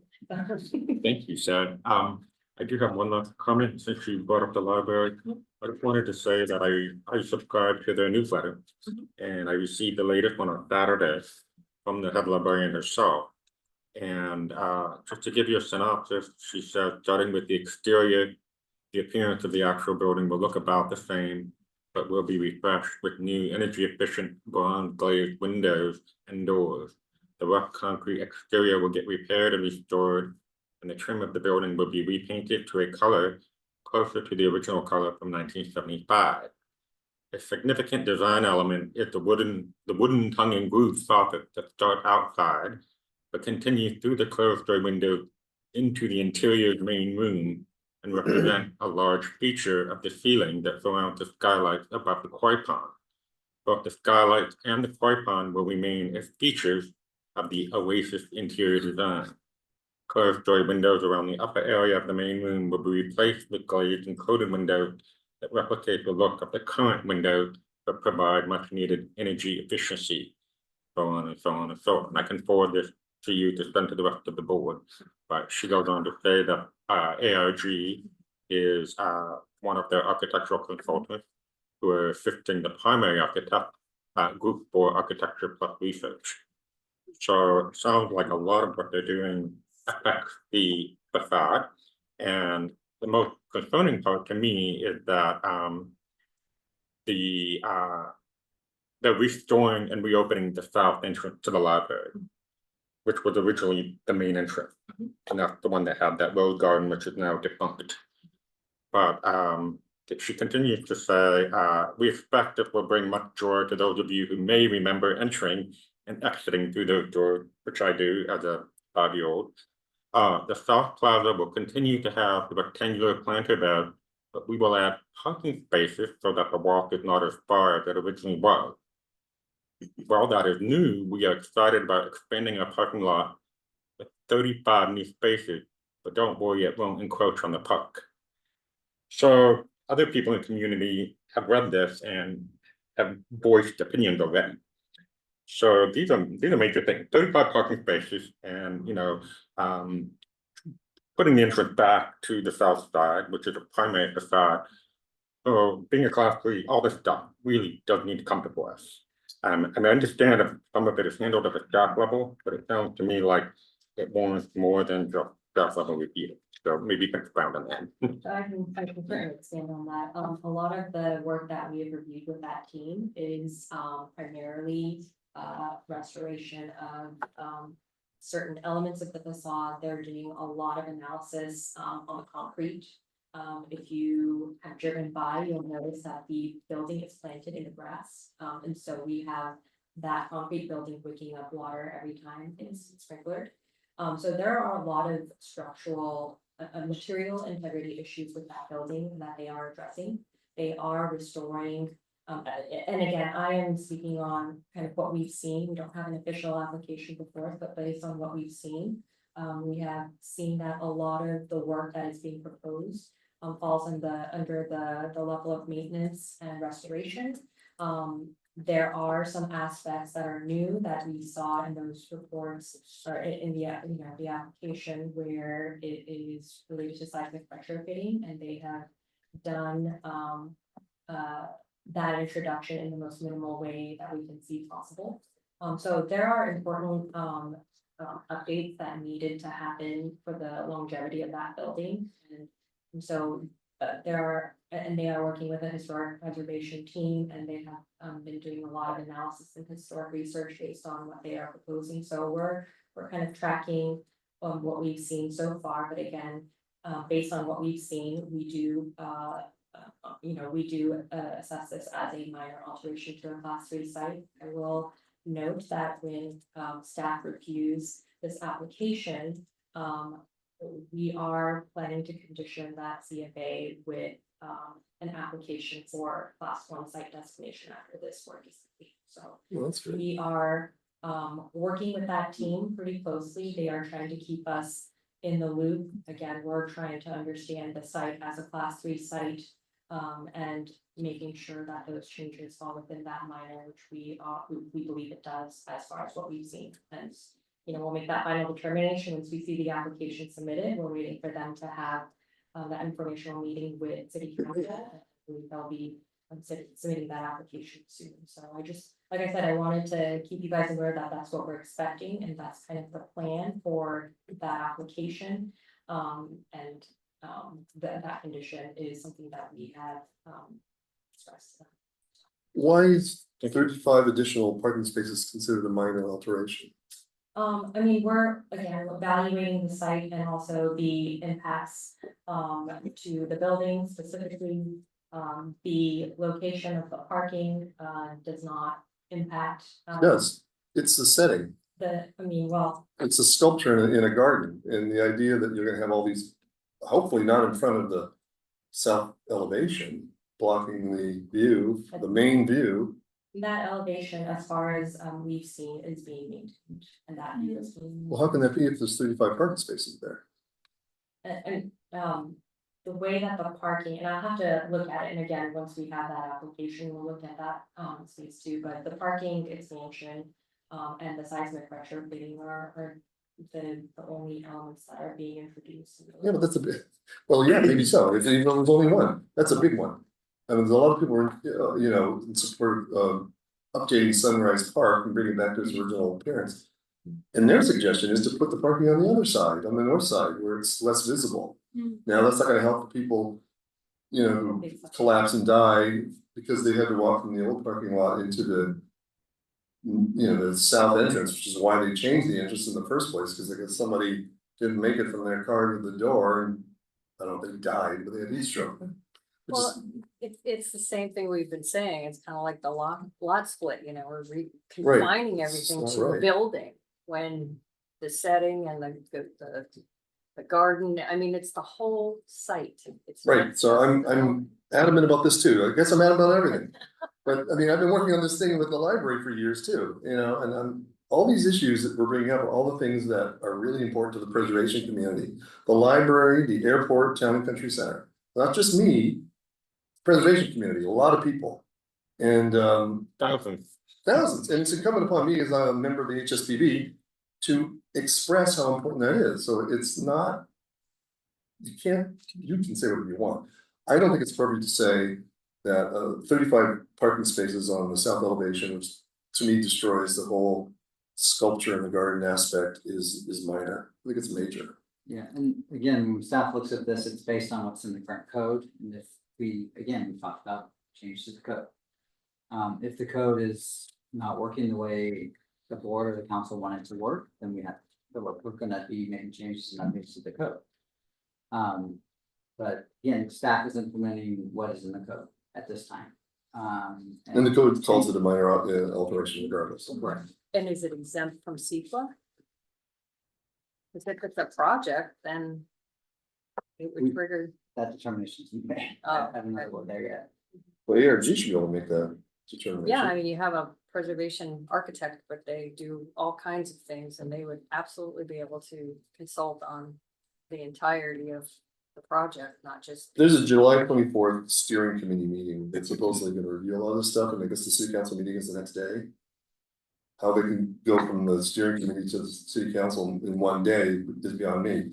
But, you know, some of the members of the Palm Beach Water Committee are participating in the steering committee about these issues. I didn't know about the south parking. This is entirely new to me. So maybe it'll turn out to be a political decision. We'll have to influence the city council. So we'll see. I believe member Bachman had a comment. Just a little one, do we know how much of the park is attached to the library? What's the site of the Yeah. library within the bigger park that we're talking about, you know? Is there a designated zone if we landmark the library as a class 1? Yeah. How much of that land, how much can we control, no parking versus can be imposed beyond the walls of the library? And I mean, and typically the designation does lie on the parcel, so I mean, I think that is something that we would explore in terms of what would be contributing features or contributing elements for that potential designation, so yeah. Or is it the I think whole that would have park? to be You know, addressed. does it become the whole park at Mhm. some point for every building in the park? I think the whole park is the resource. I think so too. That's what I was gonna I say. agree, that's, yeah. As far as the parcel line, it does encompass basically everything from Ramon to Barstow. And Oh. basically everything from Sunrise. I'm not sure how far east, but it goes pretty far east. And there are multiple structures on that parcel alone, so I mean, I Right. think without getting into the weeds of the actual, what would that designation look like? I mean, it would be placed on that parcel,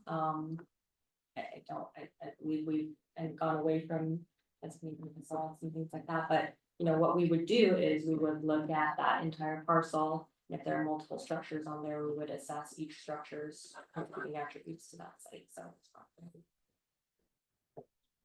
Yeah, on that, related to this site designation and the, what affects the sort of facade or the view of looking in the in the code, sorry, I just keep looking at the code. The definition of a major alteration that would qualify to come before this committee or this commission, is if it removes, encloses, or modifies 25% more of the lineal footage of the elevation, which includes the site and like such as garden walls or public street facing right of way. It lists a couple of things. Is the expansion to the parking or the modification to the parking not included as part of 25% of the modification of the site? Correct, we're not looking at that parking as part of that modification as of now. There's also some provision related to how those, you know, different triggers are seen. So yeah, I think where we are focused on looking at the impacts of the building currently at the top of the site. Thank you, Kathy. I'll just, anyone else? I'll just close by saying that parks are for people. And they're not for extra parking. And one of the things the teacher have been planning is to maximize park space and to make it as efficient as possible, not to keep adding parking spaces and taking away parkland. So I know it's a red hot issue, but I'm glad we've had this robust discussion, and I appreciate staying a little longer and listening to all of us. So if you have any closing remarks, if not, I can go ahead and wrap up here. I think I'm done. Okay, great. Anyone else? Wonderful. All right, so for those audience members who stayed this long, we thank you. And seeing no further discussion, I would like to thank you all once again for your participation. And I will adjourn this meeting of the HSPB to our regularly scheduled meeting of Tuesday, September 3rd, 2024 at 5:30 p.m. right here in the large conference room. Thank you. Thank you. Thank you. Incorrect.